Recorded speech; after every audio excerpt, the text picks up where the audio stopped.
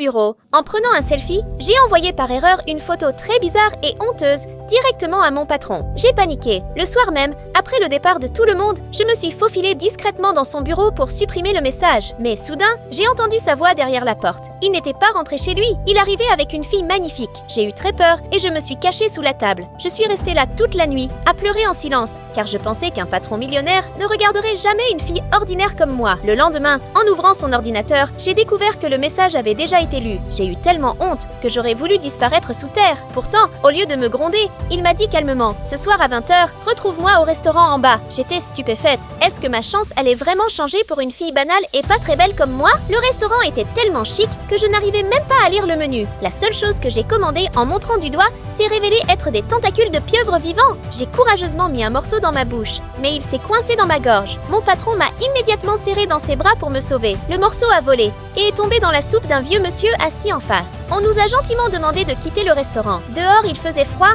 alors nous sommes entrés dans un magasin de musique. C'est là que nous avons découvert que nous aimions tous les deux les vieux disques vinyles. La discussion était tellement agréable que j'ai essayé de lui faire un bisou pour lui dire bonne nuit. Mais il m'a arrêté et a appelé un taxi pour me ramener chez moi. Le lendemain, j'ai voulu m'excuser, mais il m'a fermé la porte au nez. J'étais complètement dévastée. Pourtant, sur mon bureau, j'ai trouvé une boîte. À l'intérieur, il y avait le disque vinyle que nous avions regardé ensemble. Plus tard, il m'a invité chez lui, dans sa magnifique maison. Il y avait des bougies, des roses et du champagne. J'ai un peu trop bu et tout est devenu confus. Le lendemain matin, il m'a dit « Il ne s'est rien passé ». Mais après ça, son comportement a complètement changé. Il me regardait vraiment différemment. Un jour, je l'ai entendu dire à une femme qu'il sortait avec moi uniquement pour améliorer son image et gagner un gros client. Mon cœur s'est brisé. Malgré tout, je l'ai aidé et j'ai fait réussir ce contrat. Ce soir-là, je lui ai donné ma lettre de démission. Je pensais que l'histoire était finie, mais quelques temps plus tard, ma photo est apparue sur un immense panneau publicitaire en ville. J'étais la nouvelle ambassadrice de la marque de l'entreprise. Au même restaurant, il m'a enfin dit la vérité. Au début,